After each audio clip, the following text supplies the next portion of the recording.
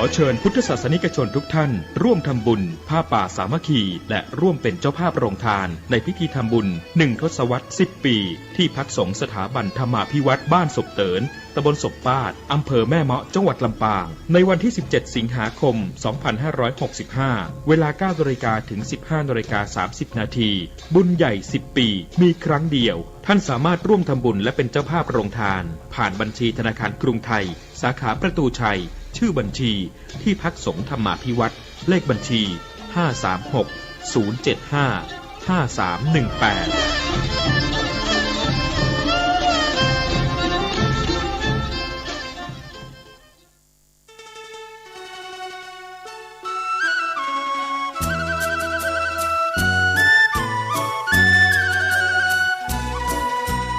ัยทั้งหลาย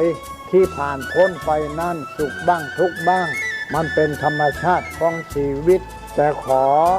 ทั้งวัดทั้งบ้านทั้งราชการทั้งโรงเรียนครูบาอาจารย์ได้สมัครสมานสามัคคีกลมเกลียวอย่าแตกความสามัคคีกันรู้รักสามัคคีประสานกายใจกันไว้เพราะประเทศไทยพระพุทธศาสนาเป็นศาสนาประจำชาติไทยเพราะฉะนั้นคนไทยมีคุณธรรมประจำใจประจำกายรักษากายวาจาใจให้เจริญมั่นคงเพื่อเป็นการผูกสัมพันธไมตรีโดยพรหมวิหารธรรมคือให้มีเมตตาปราณีเอื้ออารีซึ่งกันและกันไว้จะแตกความสามัคคีกันให้สัมพันธ์กายสัมพันธ์ใจในกันและกันไว้อย่าแตกความสามัคคีประเทศชาติเราก็เจริญมั่นคงเศรษฐกิจเราก็เจริญมั่นคงสังคมเราก็เจริญมั่นคง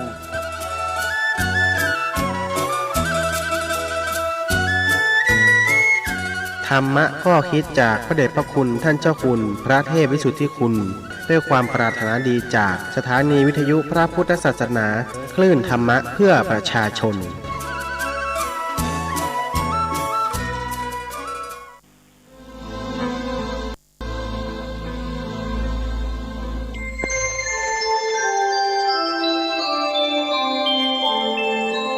ขณะนี้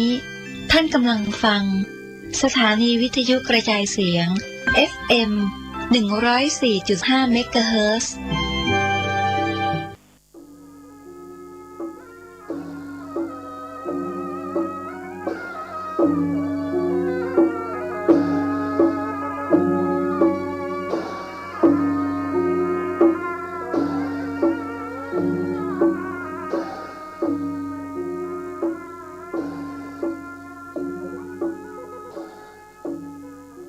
ขอความเจริญในธรรมและความผาสุกทางใจจงได้มาบังเกิดมีกับท่านสาธุชนคนดีพุทธบริษัทผู้เจริญในศีลผู้เจริญในธรรมทุกท่านพร้อมกันนี้ขอยกมือ10 นิ้วกราบอาราธนาเอาคุณพระแก้วเจ้าทั้ง3 ประการคุณพ่อคุณแม่ผู้ให้กำเนิดคุณครูบาอาจารย์ผู้ประสิทธิ์ประสาทวิชาความรู้คุณงามความดีที่ท่านผู้ฟังทั้งหลายได้บำเพ็ญมาในอดีตและกำลังจะทำอยู่ในเวลานี้เสื้อวัดเสื้อวาเสื้อบ้านเสื้อเมืองพระสยามเทวาธิราชสิ่งศักดิ์สิทธิ์ทั้งหลายอันมีพระบรมธาตุเจ้าดอยสุเทพและครูบาเจ้าศรีวิชัยนักบุญแห่งล้านนาไทยเป็นต้นขอยกมือ10 นิ้วกราบอาราธนาและเชิญชวนมาปกปักรักษาพ่อแม่พี่น้องลูกหลานเหลนวงศาคณาญาติตลอดถึงพระสงฆ์พระเจ้าคนหนุ่มคนเฒ่าพ่อน้อยพ่อหนานพ่ออุ้ยแม่อุ้ยปีป้านาอาตลอดถึงข้าราชการบ้านเมืองตำรวจทหารอันรักษาประเทศชาติให้เข้มแข็งและผู้ที่ประกอบอาชีพขับรถและผู้ที่กำลังจะไปทำงานกำพวงมาลัยอยู่กำลังเดินทางอยู่ขอสิ่งศักดิ์สิทธิ์มาปกปักรักษาให้ท่านทั้งหลายมีความสุขกายสุขใจ เหมือนกันทุกท่านทุกคนแด่เทินก่อนที่จะได้ดำเนินรายการต่อไปนี้ขอเชิญชวนท่านผู้ฟังทั้งหลายได้ไหว้พระพุทธพระธรรมพระสงฆ์เพื่อให้เป็นสิริมงคลกับตัวกับครอบครัวกับธุรกิจการงานตลอดถึงสิ่งแวดล้อมทั้งหลายประนมมือขึ้นเน้อว่าพร้อมกันเน้ออะระหังสัมมาสัมพุทโธภควาพุทธังภวันตังอภิวาเทมิกราบสวากขาโตภควตาธัมโมธัมมังนัมมัสสามิกราบสุปฏิปันโนภควโตสาวกสังโฆสังฆังนะมามิกราบหันธรรมยังพุทธัสสะภควโตบุพาภคณะมะกะลังกะโลมาเสนะโมตัสสะภะคะวะโตอะระหะโตสัมมาสัมพุทธัสสะนะโมตัสสะภะคะวะโตอะระหะโตสัมมาสัมพุทธัสสะนะโมตัสสะภะคะวะโตอะระหะโตสัมมาสัมพุทธัสสะพุทธังสรณังกัจฉามิธัมมังสรณังกัจฉามิสังฆังสรณังกัจฉามิตุติยัมปิพุทธังสรณังกัจฉามิตุติยัมปิธัมมังสรณังกัจฉามิตุติยัมปิสังฆังสรณังกัจฉามิตติยัมปิพุทธังสรณังกัจฉามิตติยัมปิธัมมังสรณังกัจฉามิตติยัมปิสังฆังสรณังกัจฉามิอิติปิโสภะคะวะอะระหังสัมมาสัมพุทโธวิชชาจารณะสัมปันโนสุขโตโลกาวิทูอนุตตโลปุริสาธรรมสารถิสัทธาเทวะมนุษย์สานังพุทโธภควาติสวากขาโตภควตาธัมโมสันติติโกอากาลิโกเอหิปัสสิโกโอปนะยิโกปัจจัตตังเวทิตตโพวินโยหิติสุปฏิปันโนภควโตสาวกสังโฆอุจุปฏิปันโนภควโตสาวกสังโฆญาญะปฏิปันโนภควโตสาวกสังโฆสามิจิปฏิปันโนภควโตสาวกสังโฆญาติตังจัตตาลิปุริสายุคาเนอัฏฐาปุริสาปุคลาเอสะภะคะวะโตสาวกสังโฆอาหุไนโยปาหุไนโยทักขิไนโยอัญจลิกาลนิโยอนุตตรังปุญญเขตังโลกัสสติกราบหนึ่งกราบสองกราบสามกาเลนะธรรมัสสวนังเอตัมมังคลมุตตมันติมาแล้วเนอมาแฉมแล้วมาแฉมแล้วอันอย่างมาเสียงก้องเสียงกองเสียงมองต่ำเข้าเสียงตุเจ้าเทศนาธรรมมาแฉมแล้วมาถึงบ้านมาถึงรถมาถึงในเฮือนมาถึงในชุดในมุ้งมาถึงในครัวไฟมาถึงกุฏิกุฏังสำหรับผู้ที่เปิดวิทยุพระพุทธศาสนาจะได้นำเอาธรรมะมาบรรยายเอามาเสนอเอามาให้พี่น้องทั้งหลายกรรมที่ได้นำมาเสนอเอามาบรรยาย เอามาฮื้อนี้เป็นน้ำทำคำสั่งสอนในทางพระพุทธศาสนาบอดใจคำสอนของตุลุงเป็นคำสอนในทางพระพุทธศาสนาบอดใจคำสอนของตุลุงได้ศึกษาค้นคว้ามาตามกำลังสติปัญญามีเต้าใดก็แบ่งปันเสนอกันไปต่ออันหูเหลือนี้บ่มีแล้วมีกำหูเล็กๆน้อยๆมาแบ่งสรรปันส่วนกันเพราะธรรมะเป็นอาหารทางใจดังที่ท่านผู้ฟังทั้งหลายหูกันแล้วเมื่อกายได้รับอาหารสมองได้รับอาหารใจก็ต้องรับอาหารเพราะว่ากายก็ดีสมองก็ดีมีความสม่ำเสมอเท่าเดียวกันมีความรู้มีร่างกายสมบูรณ์แต่บ่มีศีลบ่มีธรรมผมเหงเตงลาดเนี่ยอันยังยุดชะงักไปหมดเหมือนเครื่องอะไรรถยนต์อะไรเครื่องยนต์ถ้าตัวใดตัวหนึ่งขาดไปมันก็ยุดขัดข้องกันคนที่มีความรู้มีรูปร่างสมบูรณ์แต่บ่มีศีลบ่มีธรรม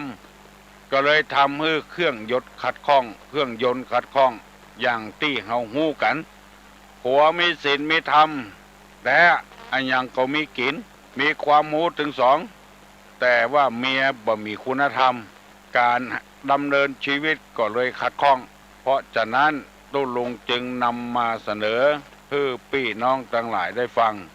เหตุที่คนเฮาทำอันยังบ่สำเร็จเพราะว่านิวรณ์ธรรมมันมากั้งมาเกิดไว้นิวรณ์ธรรม5อย่างตุลุงได้นำมาเสนอให้พี่น้องทั้งหลายฟังว่าข้อ1ฉันทะคือความพอใจในอารมณ์ที่ชอบใจมีรูปเป็นต้นเรียกกามฉันท์ได้อธิบายข้อนี้มา2 วันแล้วคือหมายความว่าไปติดขัดอยู่กับที่อารมณ์ไม่ชอบใจแทนที่เขาจะวิ่งเข้าเส้นชัยแล้วไปปะใส่นั้นไปปะใส่นี้เลยบ่ถึงเส้นชัยสกรรมกำลังเรียนหนังสือไปปะใส่เพื่อนฝูงจักยวนไปกินยาบ้าไปกินเหล้าไปเล่นไพ่เล่นการพนันการเรียนก็เลยชะงักไปบ่ถึงจุดหมายปลายทางสกรรมรัฐบาลยกเอาหวยใต้ดินมาเป็นหวยบนดินได้เงินแล้วส่งละอ่อนที่ด้อยโอกาสไปศึกษาต่างประเทศคือละอ่อนด้อยโอกาสที่พ่อแม่ทุกข์ยากมาเมินได้มีโอกาสได้หูเรียนสำเร็จแต่มีคนแต่จำพวกนึงมาคัดมาปัดแข้งปัดขาก็จะบ่สำเร็จเพราะว่าคนที่มีอารมณ์พอใจในอารมณ์ที่ตนชอบใจไปคัดขวางเหี้ยแถมน้อยละอ่อนที่เรียนก็จะบ่จบเพราะมีคนพอใจในอารมณ์ที่ชอบใจอยากจะทำอันใดก็ทำถือว่าตัวนี้มีอำนาจอยู่อยากประเทศที่เจริญรุ่งเรืองกับไปค้นหาของที่มันบ่น่าจะค้นหาหมู่นี้เป็นต้นพ่อแม่พี่น้องท่านผู้ฟังทั้งหลายได้พยายามปฏิบัติตามหลักที่พระพุทธเจ้าบางทีไปค้าไปขายออกบ้านไปค้าไปขายดีๆอยู่แล้วไปปะใส่สิ่งใดสิ่งหนึ่งที่มันได้ต่ำกำไรกว่าย่างการค้าขายไปเอาอย่างอื่นเลยล้มละลายไปเหี่ยหมดขอโทษกับผู้ฟังทั้งหลายเนอะตุลุงได้อ่านหนังสือนิทานอีสปเมื่อเป็นละอ่อนนักเรียนเพิ่นว่ามีสุนัขตัวหนึ่งไปลักก้อนจิ้นของชาวบ้านได้มาก้อนหนึ่งกาบจิ้นนั้นหล่นแล้วระหว่างที่จะไปถึงบ้านนั้นต้องไต่สะพานต้องไต่ขัวสุนัขตัวนั้นก็กาบจิ้นไต่ขัวไปปรากฏว่าไปหันใส่เงาตัวเก่าตึงตัวเก่าตึงจิ้นที่กาบเงานั้นเงาตัวเก่ากับเงาจิ้นใหญ่กว่าจิ้นที่ตัวกาบก็เลยอยากจะได้ก้อนที่ใหญ่ๆเหลือตัวเก่าก็เลยสวะจิ้นที่ปากเพื่อจะเอาจิ้นที่อยู่ในน้ำมันก้อนใหญ่เหลือตัวในที่สุดมาจิ้นตกในน้ำ สุนัขตัวนั้นเลยบ่ได้อย่างสักอย่าง เพราะว่าไปติดพันกับจินที่อยู่ในน้ำเป็นเงาของตัวมันใหญ่เหลือของตัวก็เลยบ่ได้กินสักกำไปหันผัวเปิ้นงามเหลือผัวตัวละผัวตัวไปเอาผัวเปิ้นทางที่เปิ้นมีเมียอยู่ไปหันเมียเปิ้นงามไปละเมียของตัวรับไปเอาเมียของเปิ้นทางที่เปิ้นเมียมีผัวอยู่หมู่นี้เป็นต้นคนต่างชาติมาทำงานขายแรงงานที่บ้านเฮาบ่พอใจวัน100-200บ่พอใจไปหันทรัพย์สมบัติของชาวบ้านขึ้นไปลักไปโจกของเปิ้นยับได้เอาไปใส่คอกงานเก่าก็บ่ได้ถูกคอกโดยแถมถูกเนรเทศออกไปบ้านตัวเก่าแถมหายเหลือเก่าเพราะหมู่นี้มากั้นจิตกั้นใจตัวเองไว้ทำอันใดบ่สำเร็จวันนี้ตุลุงจะขึ้นข้อที่สองพอใจในอารมณ์ที่ชอบใจมีรูปเป็นต้นเรียกว่ากามฉันทะอันนี้เป็นข้อที่หนึ่งข้อที่สอง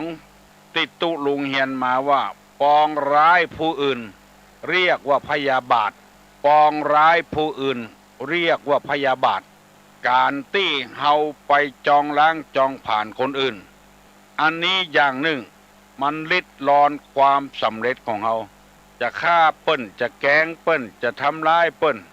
จึงทำให้เฮาทำอะไรอย่างบ่สำเร็จคิดอาฆาตคิดพยาบาทอยู่หั่นตลอดเวลาไปปะก็ใจบ่ดีไปปะก็ค่าอาฆาตแค้นไว้อันนี้ก็เป็นอารมณ์อย่างหนึ่งบอกว่าคนนั้นจะเป็นไผเป็นครูบาอาจารย์เป็นทหาร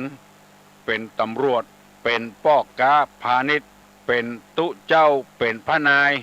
เป็นป้อจายเป็นแม่ยิงเป็นป้อก็จ้างแม่ก็จ้าง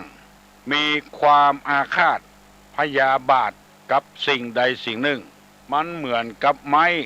ไหลล่องน้ำมันไปค้างหันค้างนี้มันนานถึงตี้ถึงตางอาฆาตกันพยาบาทกันบ่ฮู้จักจบสักเตื้อในพระพุทธศาสนามีพุทธภาษิตรับรองอันนี้ว่าเวรย่อมระงับด้วยการไม่จองเวรอาฆาตย่อมระงับด้วยการไม่อาฆาตถ้าเฮาอาฆาตแค้นไผเฮาระงับด้วยการบ่อาฆาตแล้วเรื่องเก่าเรื่องเดิมแล้วบ่คิดค้นที่จะมาเอามาคือมันเกิดเรื่องแถมไฟมันมอดไปแล้วมันดับไปแล้วก็ยังมาดังขึ้นแถมก่อไฟขึ้นแถมคือมันลุกโชติช่วงชัชวาลขึ้นทำให้ไฟเกิดขึ้นมาแถมที่สุดมากับไม่ห่อไม่เหือนของที่มันแล้วก็ฮือแล้วไปบ่ต้องเก็บมาคิดบ่ต้องเก็บอาฆาตพยาบาทไผมันเป็นป่าประธรรมตัวหนึ่งที่ทำไอ้หยังบ่ฮือสำเร็จเหมือนกับพระเทวทัตอาฆาตแก่พระพุทธเจ้าจนปฏิบัติธรรมจนได้ฌานแล้วหน้าที่จะโป้นจากมโนกอเวจีแล้วที่สุดมา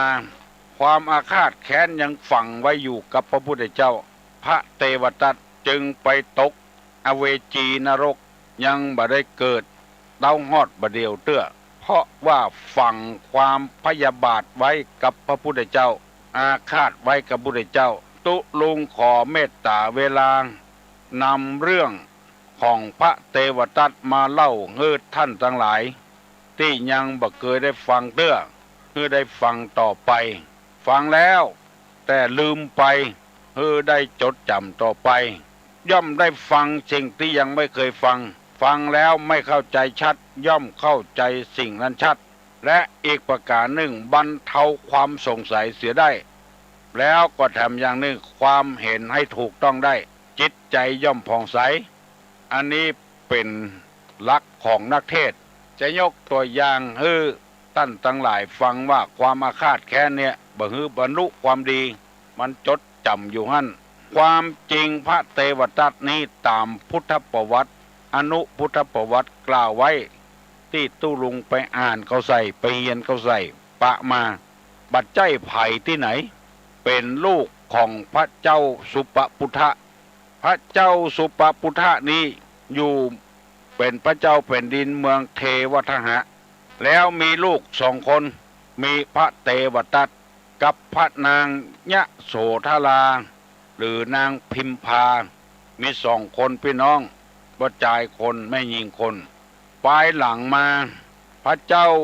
สุโธทนะไปขอนางยะโสธราหรือพิมพาลูกสาวเนี่ยมาเป็นมเหสีของเจ้าชายสิทธัตถะหรือว่าอดีตของพระพุทธเจ้าของเขาเนี่ยมาเป็นมเหสี เรื่องเป็นอย่างอี้บัดใจไผที่ไหนป้อเท่าแม่ดองกันพระเจ้าสุปปุทะนี่เป็นอู้กันอย่างเจ้าเมืองเนี่ยธรรมดาเนี่ยเป็นป้อเมียของเจ้าชายสิทธัตถะพอเจ้าชายสิทธัตถะเสด็จออกบรรพชาคือออกบวชละนางยะโสธราหรือปิมปากับเจ้าชายลาหุนไว้บ่อะไรใจคล้องอย่างพระเจ้าสุปปุทะนี่เกิดอาฆาตแค้นกับพระพุทธเจ้าเพราะว่ายังจมอยู่ในโลกิยวิสัยอยู่บ่โหใจพระพุทธเจ้าอาฆาตแค้นว่าพระพุทธเจ้าในหนีละลูกเปิ้นคล้ายๆก็ประนามลูกเปิ้นเป็นคนให้ลูกเปิ้นลูกสาวเปิ้นเป็นคนให้คนบดีบดักอยู่มีลูกคนเดียวก็หนีละเฉยๆบ่เข้าใจในการปฏิบัติของเจ้าชายสิทธัตถะอาฆาตแค้นในที่สุดพระพุทธเจ้าได้สำเร็จเป็นพระอนุตตรสัมมาสัมโพธิญาณจะทำอย่างไรจะแก้แค้นพระพุทธเจ้าเลยใจฮือพระเทวทัตลูกบ่าวแถมคนหนึ่งบวชในสำนักพระพุทธเจ้าบวชแล้วพอความผิดของพระพุทธเจ้าแล้วจะเอาไปประจานคือคนทั้งหลายได้หูความอาฆาตแค้นเกิดขึ้นนักหนาปาปานพระเทวทัตก็จำเป็นต้องปฏิบัติตามพระราชบิดาเข้าไปบวชปรากฏว่าไปฟังธรรมคำสอนของพระพุทธเจ้ามีความเลื่อมใสในธรรมะปฏิบัติธรรมจนได้ฌานเรียกว่าโลกิยฌานยังบ่เป็นโลกุตระเตื้อภายหลังมาเมื่อมีฌานแก่กล้าจึงรวบรวมพระสงฆ์พระเจ้าแบ่งพรรคแบ่งพวกกันทำสังฆเพศคือสงฆ์แตกแยกกันพยายามหาความผิดพระพุทธเจ้าอย่างใดก็บ่ปะเพราะพระพุทธเจ้ามีคุณธรรมที่เขาเรียกว่าพระปัญญาคุณวิสุทธิคุณและมหากรุณาธิคุณเหมือนกับนักการเมืองฝ่ายค้านจ้องที่จะเอาโทษรัฐบาลเรื่องน้อยเดียวเรื่องบัจจัยหานักหาหนาแค่ออกไปว่าผู้มีบารมีแต่นะจะโค่นเอาจนได้จนเป็น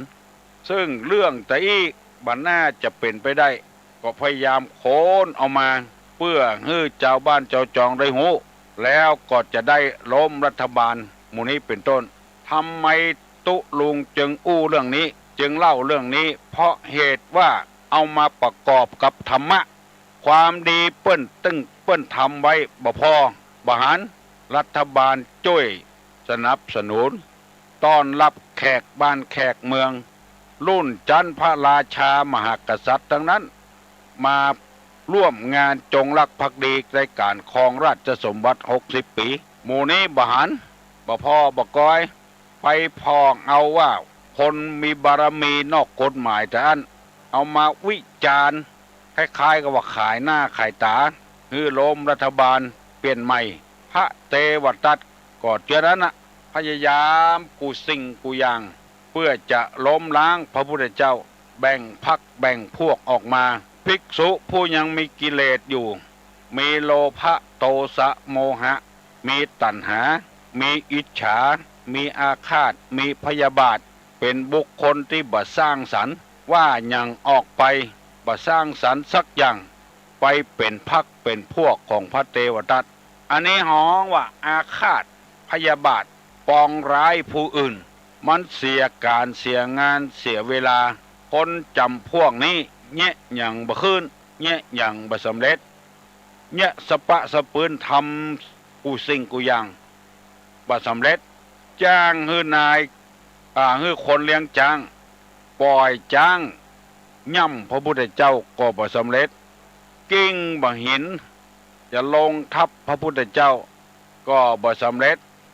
เพิ่มความอาฆาตเพิ่มความพยาบาทขึ้นแถมนักหนาปะป้านบ่สำเร็จสักอย่างอันนี้ตุลุงยกมาเสนอเป็นข้ออุปมาเพื่อพี่น้องทั้งหลายเพราะฉะนั้นเมื่อเรื่องมันแล้วก็คือแล้วไปเหียเวรระงับไปเหียด้วยการบ่จองเวรการอาฆาตพยาบาทกันคือมันแล้วไปเหียมันจะเกิดเกินความดีของเฮาทำแล้วก็จะบ่ได้ชมใจตึดสักเตื้อพยายามหลีกเลี่ยงอันนี้เป็นธรรมในทางพระพุทธศาสนาผิดกันเมื่อใดมาเบาก็ยังเก็บไว้หันอยู่โอ้นอนี่มันแปลกนะจังเปิ้นก็ถามมาเปิ้นอยู่เพราะอาฆาตแค้นไว้ในใจปอกออกไม่ออกพี่น้องทั้งหลายบ่เชื่อลองฟังเถอะเรื่องเอาไปที่ไหนนะไปคนเดียวมันจะถามเขาว่ามาด้วยไผเอาว่ามาคนเดียวเนี่ยแล้วมันจะถามเขาแล้วบ่ห้าน้ำมากะเนี่ยบ่วอกน้ำมากะยังอาฆาตแค้นเปิ้นอยู่จังเปิ้นก็ถามมาเปิ้นอยู่มาด้วยไผมาคนเดียวไอ้วอกนั้นมาด้วยกะเนี่ยยังถามมาเปิ้นอยู่อันเนี้ยคือคนเก็บอาฆาตแค้นไว้ในใจแค้นปันใดก็ถามจะจ้างเถอะบ่ต้องออกปากต่อมาถ้าออกปากต่อไปไผก็หูแล้วว่าคนเนี้ยคบบ่ได้ละยังอาฆาตแค้นอยู่สุมไฟไว้ในอกละเมียแล้วไปเอาเมียใหม่ไปได้เมียใหม่บ่เหมือนเมียเก่าสุมไฟไว้ในอกจะมาเอาเมียเก่าพ่อเมียแม่เมียเปิ้นมาหันดีตัวบ่ฮื้อลูกเพิ่นเอาขนาดอยู่ด้วยกันดีๆแต่หนีเมียไปเอาคนอื่นถ้าอย่างพระพุทธเจ้านี่เปิ้นไปอย่างหนีเมียไปแสวงหาคุณธรรมหนีเมียไปบวชหนีเมียไปบวชนี่พ่อเมียแม่เมียยังล่นไปไหวอยู่อันหนีเมียหนีลูกเปิ้นแล้วไปเอาเมียใหม่นี่ละสุมไว้พ่อเมียแม่เมียบ่ฮือเอาเพราะอยู่ต่อไปแถมมันก็อย่างนั้นนะเมื่อหัวทีบ่ได้มอกปีแรก2 ปีแรกนี่ก็จะดิ้งเหมือนเข้ากดพฤติกรรมเก่าก็จะงัดออกมาแล้วพ่อเมียแม่เมียเปิ้นมือเอาคุมสุมอกไว้อาฆาตแค้นไว้ปากันมาบุกมาตีคนเฒ่าก็มีปะไผที่ไหนญาติของเมียโหดหรือเปิ้นสุมใจไว้ในที่สุดมาถูกข้อเขียหรือว่าเปิ้นสู้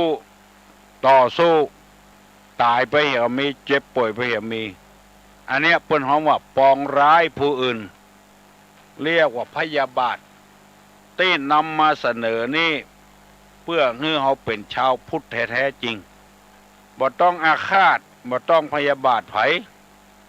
คนเฒ่ามานอนวัดเกยบ่ถูกกันเมื่อเป็นละอ่อนละเฒ่ามาแก่มานอนวัดแทนที่จะอู้เรื่องธรรมะธรรมโมอู้เรื่องอาฆาตแค้นกันปองหันสัทธลูมีหั่นบ่มานอนวัดละขวางตาขวางหูกำไว้ตะฮอดบ่เดียวมันบ่มีสาระมันมีประโยชน์เนี่ยในพุทธศาสนาเปิ้นบอกเงาว่าเรื่องนี้มันเป็นเรื่องของส่วนตัวดับดีสีขาไปเหียคือมันแล้วไปเหียตัดกรรมตัดเวรกันเหียฮือถูกฮือลงกันทำไมแล้วเขาจะได้ดำเนินงานต่อไปมันเป็นอุปสรรคในการดำเนินชีวิตผัวเมียอยู่ด้วยกันบ่อู้กันกำเมืองเขาว่าบาปปากห่อคอจำกันโอ้ไปเนี่ยอย่างจังอันพ่อกับแม่บ่ถูกกันลูกก็เดือดร้อนแทนที่เขาจะช่วยกันช่วยกันหาอู้กันลงส่งกันปอเป็นว่าเก็บความอาฆาตแค้นไว้ในตัวหมู่นี้เป็นต้นบัดใจว่ายังกรรมที่เขาว่าไป เป็นขี้ข้ามันหยังไปเป็นทาสมันหยังไปง่าวกับมันนี่หยังปัจจัยง่าวเนาะถ้าเฮาบ่เก็บความอาฆาตแค้นไว้นี่นะมันดีกับเฮามันดีกับคนอื่นเปิ้นจะได้อวดได้อ้างว่าเฮานี่มีน้ำใจประเสริฐยกโทษคือกันเหียยกโทษนี้ต่างพระพุทธศาสนาห้องว่าอโหสิกรรมกรรมมันใดทำไว้อโหสิคือแก่กันตุลงยังจะได้นำมาเสนอแถมเนอวันพุกนี้เพราะวันนี้มัน6:30ป่ายละไผ่ที่ยังบ่ลุกเหียเนอวันนี้เป็นวันศีลเนอไปทำบุญตักบาตรไปอู้ไปจ่ากันที่วัดติวาถ้าหากว่ายังไปทำงานรับจ้างอยู่ก็ไปตามความเปิงใจพุทธศาสนานี้บ่ได้บังคับไผขอตุลงนำมาเสนอนี่ก็เพียงแต่ว่าขอร้องถ้าไปได้ก็ไปถ้าไปบ่ได้มีอุปสรรคก็ย่างอย่าก่อนวันศีลบ่ใช่มีวันเดียวมีหลายวันอยู่ลุกเน้อไผยังบ่ลุกเหียเน้อถ้าบ่ได้ไปใส่บาตรญาติปกก็อยู่บ้านยกมือไหว้ถ้าเวลาเฮาบ่มีก็เอาฝากเปิ้นไปก็ได้มาแล้วขอเจริญพรกราบนมัสการเจ้าเจ้าตุลุงว่าตะกี้ว่าบ่ได้ไปวัดแต่เอาฝากเปิ้นไปได้กะเจ้าโอ้ได้กะตะกี้ฝากเปิ้นบอกว่าคนเฒ่าบอกว่ามันบ่ดีโอ้บ่ดีบ่ใจเอาฝากไปเตะยกมือไหว้แห่เน้อเจ้าถ้าเฮามันมีการมีงานแต่ไปบ่ได้ฝากเด้อเน้อเจ้าฝากไปเด้อเจ้าได้ทำบุญทำทานเจ้าคนเฒ่าเพิ่นว่าบ่ดีมันมีหยังแก้เปิ้นขี้ค้านติวกะเอาฝากคนอื่นกันเนาะเจ้าฝากแล้วเจ้าเจริญพรคนเฮานี่จะว่าหยังกันต้องมีข้อแก้กะมันบ่ดีเพราะไอ้หยังแก้ให้เขาฟังเหรอบ่ใช่เฮาขี้ค้านโนบ่ใช่เฮาขี้ค้านเฮามันมีการขอฝากไว้กำเนิด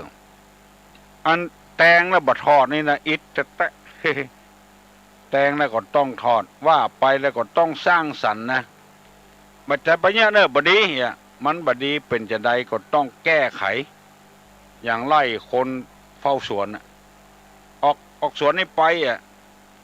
จะให้เปิ้นไปอยู่ที่ไหนต้องหาที่อยู่ให้เปิ้นต้องแนะนำให้เปิ้นทำกรรมแล้วเปิ้นจะได้เข้าใจเปิ้นจะได้ออกจากสวนเฮาไปอย่างมื้อนี้เป็นต้นต้องสร้างสรรค์คนเฮาอยู่ตึงวันต้องสร้างสรรค์อย่างที่ตุลงเล่ามาเมื่อตะกี้ว่าการพยาบาทเนี่ยเอาต้องอู้หูฟังให้มันรู้เรื่องฮัลโหลหลวงมาสักการเจ้าเจริญพรฮัลโหลมาสักการตุลุงเจ้าได้ยินแล้วนะได้ฟังมาเมื่อนะเจ้าบ่ได้เมื่อโหท่านพระท่านเจ้าอันกะขอท่านพระครูอันโสธรเจ้าคนนี้เจ้าช่อหาจนได้ล่ะเจ้าฟังทุกวันนะเจ้าโอ้อันกะเจ้าอยู่ที่ไหนอันอยู่ปะติ้วแม่ริมเนี่ยเจ้าโอ้อยู่นี่บ่ได้เจ้าท่านเจ้าวันนี้ก็คุยตีก่อนนะเจ้าเจ้าเจริญพรอยู่บ้านบ่ปอหาบบ่ปอกรบ้านปะติ้วอยู่ใกล้กันนี่5-6 กิโล6-7-8 กิโลบ่ได้มาปะมาพบกันอู้จากันกับตุลุงก็ได้เล่าเรื่องเล่าราวอย่างต่างๆให้ฟังอาฆาตพยาบาทมันเป็นปาปธรรมเป็นบาปธรรมอย่างหนึ่ง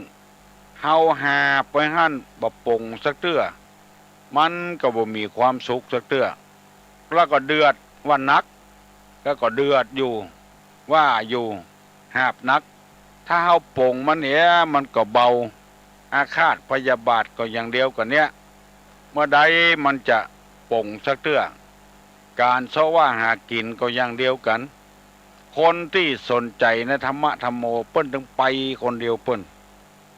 เทศที่ไหนเปิ้นปฏิบัติธรรมกับที่ไหนไปคนเดียวเปิ้นคนที่ยังมี มีกรรมมีเวรอยู่กับตัวพดึงอ้างไปเลยเลี้ยงลูกใหญ่แล้วเอาหลานมาเลี้ยงแถมตัวเนี้ยบาตัวเนี้ยมันละมันบ่ได้เฮาก็เลยหาหนทางมันบ่ได้เฮาอุ้มมันอยู่ไว้ตลอดเวลาอันใดเฮาดีปงก็ปงเหียอันใดดีจำนายไปก็จำนายไปเหียจะไปอุ้มไว้คนเดียวนักใจคนเดียวครอบครัวมรดกตู้ลุงไปหันนะบางวัดบางวานะโอ้เก็บครัวไว้แวดเนื้อแวดตัวแล้วก็เดือดว่ามันหกมันเหี้ยแล้วตัวบ่เอาไปที่ไหนอะแวดเนื้อแวดตัวอยู่ควรเอาแบ่งเอาปันให้คนอื่นได้กินได้ใจอย่าพ่องเฮาบัดใจก็ต้องให้คนอื่นใจเสียดายของอุปมาฉันใดกิเลสต่างๆเฮาสะสมไว้โลภะโทสะโมหะมานะทิฏฐิอาฆาตพยาบาทนี่เป็นหนทางเกิดเกิ้งคุณงามความดีชาวพุทธทั้งหลายตื่นเถิดคนไทยอย่ามัวหลับไหลอยู่ทำไมหมู่ที่อยู่ในที่นอนก็ขอฮื้อลุกได้แล้วเนอะเฮามีเวลาน้อยจะไปทำการทำงานอยู่วันนี้บุญดีธรรมชาติอำนวยฟ้าฝนก็บ่ตกอยู่ได้สบายสบายใครมีปัญหาอย่างถามมาเนอะแล้วตุลุงถ้าหูก็จะตอบมือฟังถ้ามีปัญหานักอกนักใจ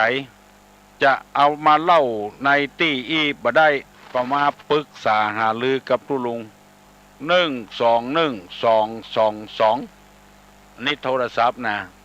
121222ถ้ามีปัญหานักอกนักใจจะแก้ไขอย่างใดบางปัญหานี่ก็เพื่อแก้เอาคนเดียวเนอะมาหาบ้านเปิ้นมาขี้บ้านตัวมาถามตุลุงโอ้ตกใจพ่องบ่ฮู้จะแก้จะได้กลับอันต่อนอนวันมาแปลงบ้านอยู่ตัวเก่าแล้วมาถามตุลุงว่าจะเฮ็ดจังใดตุลุงก็บ่สามารถจะแนะนำได้นะกรรมบักเก่าเพิ่นว่าต่อปลาแหวนแตนปลาอยู่ถ้าแตนมาแปลงห้างในบ้านนี่ก็พอจะได้อยู่ถ้าต่อมาแปลงในเพิ่นว่าบ้านเฮามันจุ่มมันเย็นน่ะบ้านคนอื่นจะเป็นหมื่นบ้านพุ่นยังแบบติดมาติดบ้านเฮาก็อยู่แต่มันนะกะในระยะที่มันอยู่เนี่ยเฮาก็ไปคุยมันจะไปใกล้มันปล่อยมันอยู่ของมันหมู่นี้มันถึงบอกว่าไผเป็นเจ้าของบ้านเจ้าของเฮือนเวลามันจะจี้ก็จี้อยู่เรื่อยๆหาวิธีเถอะชุดแล้วแต่ใจเถอะตุลุงบักกล้าจะมาแนะนำเพื่อฟังเนี่ยพอออกไม่ออกจากอู้มาตะกี้นี่บ่ได้โทรมาเพราะว่าบ่ได้ยกหูโทรศัพท์ไว้บ่ได้เปิดสักกำมาแล้วฮัลโหลครับเจริญพระคุณเจ้าผมโทรมาครั้งแรกครับผมคนกรุงเทพมาอยู่ครับฟังรู้เรื่องเปล่า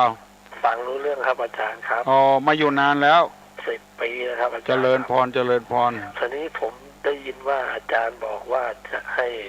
บริจาคในเสื้อผ้าเก่าครับเสื้อผ้าเก่าใช่ถ้าผมจะต้องเอาไปวัดให้ที่วัดยังไงครับมันอยู่ที่ถนนแม่ริมเชียงใหม่นะครับอยู่ที่กิโลเมตรที่10พอดีวัดโสพนารามทางไปโรงพยาบาลเลยนครมันอยู่เหนือโรงพยาบาลหน่อยวัดแรกนี่ยังไม่ใช่นะวัดต่อมาอีกวัด1กิโล10วันนี้โชคดีโทรติดเพราะว่าไม่มีคนโทรเข้ามาเจริญพรดีทุลุงแล้วก็จดเอาไว้ตลอดเลยเหรอจดไว้เล่มนึงแล้ว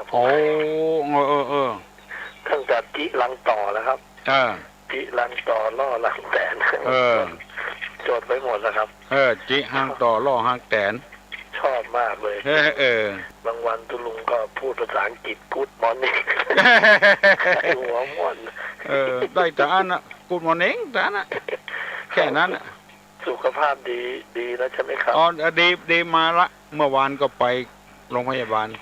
แล้วมันมีเทปตุลุงที่เทศสมัยหนุ่มๆใช่ไหมครับเจริญพรเทปตุลุงนะครับเป็นเทปอันนี้เราไปหาที่ไหนครับ ที่วัดมีป่ะที่ทิพเนตรอ๋อตลาดทิพเนตรคนเป็นไข้หัวผมอยู่ลวงเหนือดอยสะเก็ดเนี่ยครับอ๋อเหรอ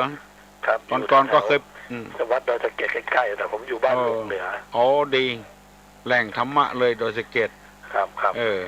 ก็เอาเป็นว่าผมเอาใส่ลังไปนะครับที่ใช้ไม่ใช้อะไรเงี้ยครับเอาใส่ลังมาแล้วไปให้ตุลุงนะครับซักเลีดๆอย่างนั้นเนาะครับให้สะอาดตุลุงนี่12122นี่ที่ห้องตุลุงที่ห้องเดี๋ยวก่อนไปผมโทรเช็คตุลุงครับใจเจริญพรครับนมัสการครับพระคุณเจ้าครับถ้าไม่อยู่ก็มาที่ในวิหารเลยนะจะมีพระอยู่ประจำเลยทุกวันตลอดวันเลยว่าแดงไทยผมชื่อกิตติพิษที่เล่นที่แดงนะครับอ๋อชื่อแดงนักดนตรีเก่าอ๋อนักดนตรีเก่าแล้วก็เห็นตุลุงมีบริจาคซึ่งอะไรนี่เดี๋ยวค่อยๆทำแต่ที่มีอยู่ตอนนี้ก็คือพวกเสื้อผ้าเดี๋ยวจะขอเก็บไว้แล้วเจริญพรครับนมัสการครับพระคุณเจ้าครับเจริญพรโอ้ขอบคุณคุณแดงไทยเป็นนักดนตรีด้วยแล้วอยากจะบริจาคเสื้อผ้าด้วยฮัลโหลตุลุงล่ะฮัลโหลได้ยินนะได้ยินนะครับก้อยหน่อยก้อยไปหน่อยก้อยไปหน่อยไปหน่อยนะก้อยไปหน่อยเอาวิทยุดังเว้ยดักละมาดักเตื้อฮัลโหลได้ยินละครับนมัสการนะรีวิทยุหน่อยฮัลโหลรีวิทยุหน่อยครับได้ยินแล้วครับเอาแค่ถามปัญหาตุลุงอ่ะหัวใจไหมอันเชื้อทีไม่อย่างของตุลุงกับอุอากะสะก็ทางหัวใจปัญหาเชื้อทีนะครับอุอากะสะแต่ฟังได้เลยครับจดไว้ละแต่ฟังได้เลยครับได้กะไม่อย่างของครับอุฐานะสัมปทาถึงพร้อมด้วยความมันหนึ่งมันเนาะ2อารักขะสัมปทาถึงพร้อมด้วยการรักษาอุอานะข้อที่3ว่ากะนะกัลยาณมิตรตาคบคนดีคบคนดีตัวสุดท้ายเรียกว่าสะคือสมะชีวิตาแปลว่าประกอบอาชีพไม่ผิดกฎหมายประกอบอาชีพโดยชอบไม่ผิดกฎหมายไม่ผิดศีลธรรมเนี่ยหัวใจเศรษฐีอุอากะจะเป่าใส่น้ำล้างหน้าตบหัวตึงวันจะได้เป็นเศรษฐี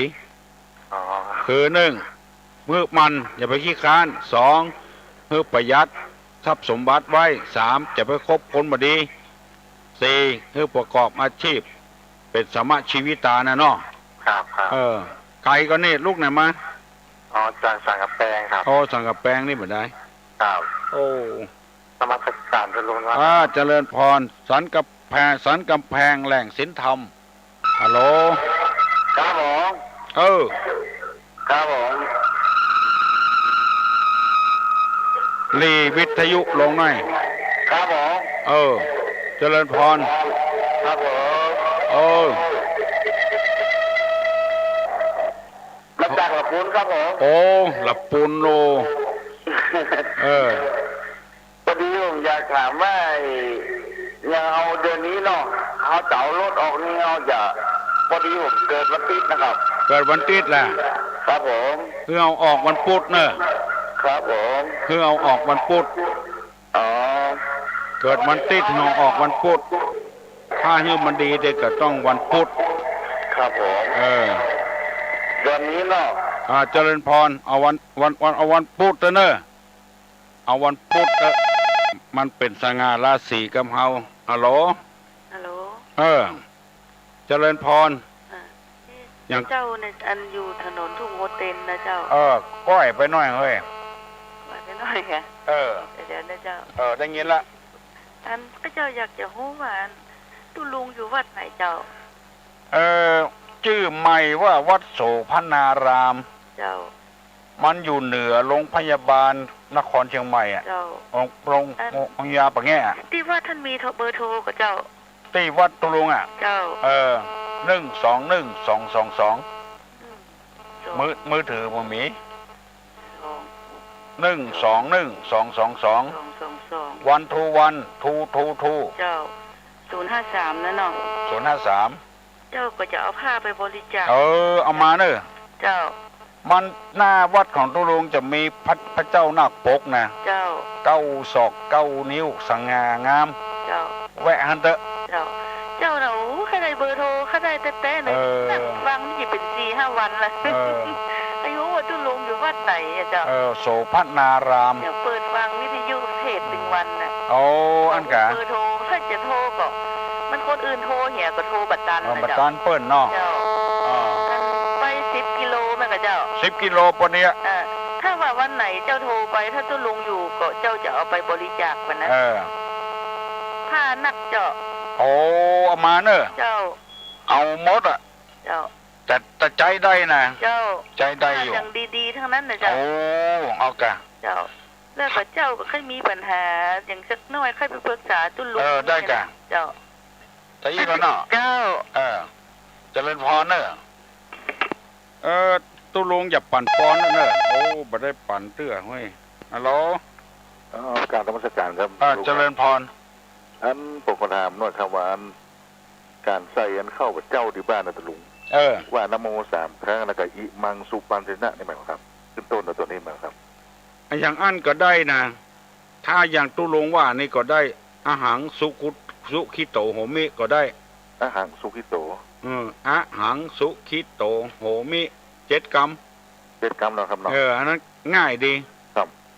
สุปะไปเปลี่ยนจนะนี่มันยาวอยู่ยาวนะครับอันสมัยนะครับอันตื่นทั้งวันเราบัดตันได้ใส่อันข้าวเหนียวใส่กันน้ำได้ก่อนครับเข้าไหนข้าวพเจ้าอ่ะครับข้าวพเจ้าที่บ้านนะครับได้ตึง2 อย่างได้ตึงข้าวตึงน้ำถ้าตันก็เอาตึงข้าวตึงน้ำถ้าบัดตันเอาก็น้ำให้ก่อนครับผมมันเป็นเปิ้นฮ้องกันว่าอามิสบูชาบูชาด้วยอามิสก้าเข้าบ่ได้ก็ได้ก้าน้ำบ่ได้ก็ได้บ่ได้ใส่อย่างสักอย่างนี่ก็ดีก็บ่ดีหายก็บ่หายยกมือไหว้อย่างนั้นแต่ตุลุงว่านะครับยกมือไหว้เอามันเป็นอามิสบูชาอย่างมันลองขี้ควายเนี่ยเปิ้นเอาพระเจ้ามาตั้งคนเฒ่าปลากันไปใส่เข้าให้เปิ้นไปเดือดคือปู่แก่กับนายกเอาเปิ้นมาไว้บ่ได้กินข้าวกินน้ำก็เลยตุลุงก็คือบาทไปแกนเปิ้นไปใส่บาทนั้นเบิ้นเต็มใจอ่ะเนาะอามิสปุจามันเต็มใจครับผมรู้หัวนั้นตุลุงเลยนะครับผมครับเจริญพรตุลุงจะปั่นปอนนะเนอะจะลงวิหารนะเพราะวันนี้เป็นวันศีลอย่างว่านะกลัวศรัทธาเปิ้นมาเต็มวัดท่าแงนแล้วเมื่อใดก็ตุลุงไม่ย่างก็เชื่อเอาแถมอันกะเอาก็เอาใจกันเอาฮัลโหลสวัสดีครับสวัสดีครับน้องอย่างนะมาจากบ้านเลยฮะน้องมาจากเป็นขับเป็นอะไรไม่เหรอเป็นอะไรวะฮัลโหลตุลุงไหว้พระเจ้าตุลุงเจริญพรผมอยากจะถามว่าจะได้เนี่ยทุกเข้าเก่านี่เขาว่าบัดนี้แปลงบ้านได้ไงที่ทุกเข้าเก่าเนี่ยบัดนี้แปลงบ้านได้ไงตีหลงเข้านะครับคนเท่าเปิ้นถือบัดเดียวนี่แหละครับบัดนี้แหละครับคนเท่าเปิ้นถือบัดเดียวมันตีมันจำกัดไปเห็นแล้วอ่ะม